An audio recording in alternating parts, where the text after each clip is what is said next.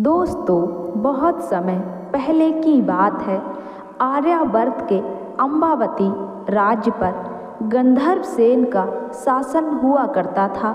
गंधर्व सेन वर्ण व्यवस्था में बिल्कुल भी विश्वास नहीं करते थे, अतः उन्होंने चारों वर्णों की स्त्रियों से 4 विवाह किए और उनकी ब्राह्मण वर्ण की पत्नी से ब्रह्माणित नामक पुत्र पैदा हुआ।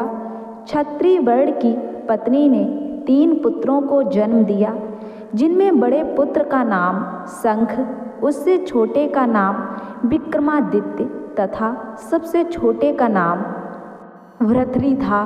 वैश्य वर्ण की पत्नी से चंद्र नामक पुत्र तथा शूद्र वर्ण की पत्नी से धन्वंतरी नामक पुत्र पैदा हुए। ब्रह्माणित के युवा होने पर राजा गंधर्व सेन ने उसे राज्य का दीवान बना दिया। उस समय राज्य में चारों ओर अशांति फैली हुई थी, जिसके कारण ब्रह्माणित राज्य का काम ज़्यादा दिन तक न संभाल सका। एक दिन वह राज्य छोड़कर अन्यत्र चला गया। इधर उधर भटकते रहने के बाद वह धारा नगरी जा पहुंचा, जहां उसके पूर्वज राज्य किया करते थे। उसने वहां किसी तरह जोड़ तोड़ करके दरबार में ऊंचा स्थान पा लिया। फिर उसने वहां के राजा की हत्या करके सत्ता हथिया ली।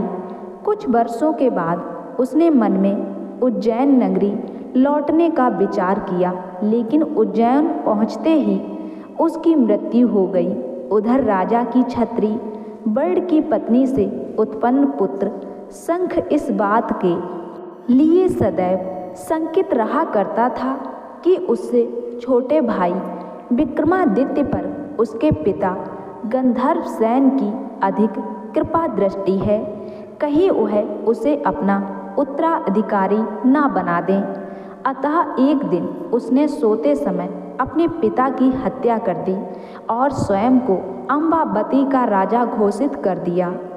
अपने पिता की हत्या की खबर पाकर उससे छोटे 4 भाई विक्रम, भरथरी, चंद्र और धन्वंतरी तुरंत ही राज्य से भाग निकले, मगर शंख ने पीछा करवाकर अपने 3 भाइयों को मौत के घाट उतार दिया।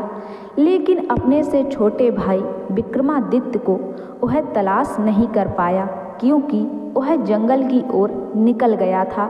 शंख राजा तो बन गया, लेकिन विक्रमादित्य किसी पड़ोसी राज्य के राजा से मदद लेकर मेरे राज्य पर आक्रमण कर अपने पिता की हत्या का बदला लेने की कोशिश न करे। इस चिंता के कारण उसकी रातों की नींद गायब हो गई।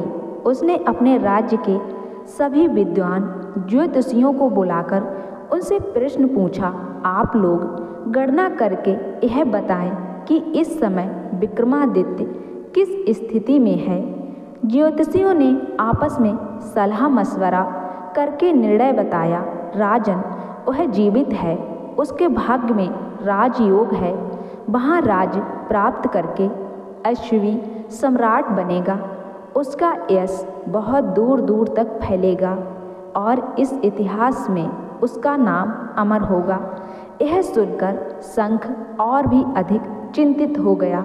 उसने ज्योतिषियों को भरपूर दान दक्षिणा देकर विदा किया और अपने दरबारियों से विचार विमर्श करने लगा। सबने उसे एक ही सलाह दी कि समय रहते विक्रमादित्य को तलाश करके उसकी हत्या कर दी जाए। शंख ने विक्रमादित्य को तलाश करने के लिए अपने गुप्तचरों का जाल बिछा दिया। अंततः उन्हें विक्रमादित्य का पता चल ही गया। वह एक घने जंगल में एक सरोवर के तट पर कुटिया बनाकर रह रहा था, जहां वह कंदमूल खाकर और कठोर तपस्या करके अपना गुजारा कर रहा था। जब गुप्तचरों ने शंख को यह सूचना दी तो उसने विक्रमादित्य की हत्या करने की योजना बनाई। उसने एक तांत्रिक को भी अपनी इस योजना में शामिल कर लिया। तांत्रिक को काली का भक्त बनाकर विक्रमादित्य के पास भेजा। तांत्रिक विक्रमादित्य के पास पहुंचा और उसे काली की साधना के लिए तैयार कर लिया। वह विक्रमादित्य को काली के मंदिर ले गया और उसे देवी की मूर्ति के सामने सिर झुकाने को कहा। विक्रम को, जो इतने दिनों में योग साधना सीख चुका था, खतरे का एहसास होने लगा। उसने उस तांत्रिक को पहले खुद सिर झुकाने की विधि बताने के लिए कहा। तांत्रिक ने जैसे ही सिर झुकाया, विक्रमादित्य बड़ी चतुराई के साथ अपने स्थान से हट गया और मंदिर के एक कोने में जा छिपा। शंख विक्रमादित्य की इस चालाकी को समझ नहीं पाया। वह तुरंत ही तलवार लेकर झपटा और सिर झुकाए हुए तांत्रिक को विक्रमादित्य समझकर उसका वध कर दिया। इधर विक्रमादित्य ने एकदम से छलांग लगाकर शंख के हाथ से तलवार छीनकर उस तलवार से उसका ही वध कर डाला। फिर वह शंख का कटा हुआ सिर लेकर राजमहल में आया तो उसका रौद्र रूप देखकर शंख के समर्थकों में भगदड़ मच गई, लेकिन प्रजा उसकी जय जयकार कर रही थी। इस प्रकार विक्रमादित्य ने अपने पिता की हत्या का बदला लेकर राज्य वापस ले लिया। राजा भोज विक्रमादित्य ने यही सिंहासन जिस पर तुम बैठना चाहते हो कैसे प्राप्त किया, इस बारे में भी सुनो। एक दिन की बात है कि राजा विक्रमादित्य शिकार खेलने के लिए जंगल में गए हुए थे। उन्हें एक हिरन दिखाई दिया। हिरन का पीछा करते करते वे अपने सैनिकों से बिछुड़कर बहुत दूर निकल गए, लेकिन हिरन उनके हाथ नहीं आया। राजा रास्ता भटक गए। वहाँ रास्ते की तलाश में इधर उधर भटक रहे थे कि दूर से चमकता हुआ एक शानदार महल दिखाई दिया। उसे देखकर उनके मन में ख्याल आया कि ऐसा महल तो उनका भी होना चाहिए। चलते चलते वे उस महल तक जा पहुँचे। वह महल लूत बरड़ का था। उसने राजा विक्रमादित्य का बहुत आदर सत्कार किया और बताया कि यह राज्य राजा बाहुबल का है। मैं राजा बाहुबल का दीवान हूँ। लूत बरड़ ने विक्रमादित्य से कहा, आप यशस्वी राजा बनेंगे, लेकिन इसके लिए यह आवश्यक है कि राजा बाहुबल आपका राज तिलक करें। दीवान लूत बरड़ के कहने पर विक्रमादित्य राजा बाहुबल से मिलने गए। राजा बाहुबल ने विक्रमादित्य को अपना अतिथि बनाकर बहुत आदर सत्कार किया। दीवान लूत बरड़ ने अपने राजा बाहुबल की प्रशंसा करते हुए विक्रमादित्य को बताया कि बाहुबल दानी ही नहीं बल्कि महादानी है। आप अच्छा सा अवसर पाकर उनसे यह चमत्कारी सिंहासन मांग लीजिए जो भगवान शिव ने प्रसन्न होकर उन्हें भेंट में दिया था।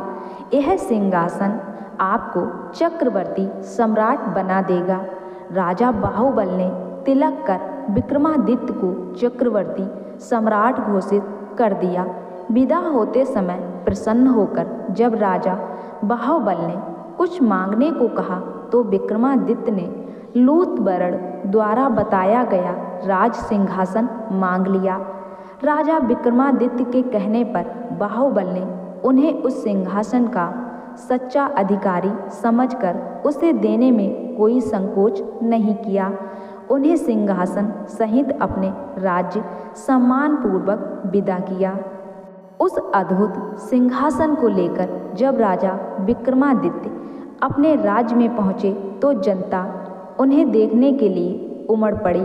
राजा सिंहासन की चर्चा बहुत दूर दूर तक फैल गई। बड़े बड़े राजा महाराजा राजा विक्रमादित्य को बधाई देने के लिए पहुंचने लगे। उसके बाद राजा विक्रमादित्य ने एक बहुत बड़ा यज्ञ किया जिसमें 1.25 लाख कन्याएं और इतनी ही गायें दान में दी गईं। साथ ही 1 वर्ष तक निरंतर पुराणों की कथाएं सुनी। इस महायज्ञ को इस प्रकार पूर्ण किया गया कि पूरे विश्व में उनका गुणगान होने लगा।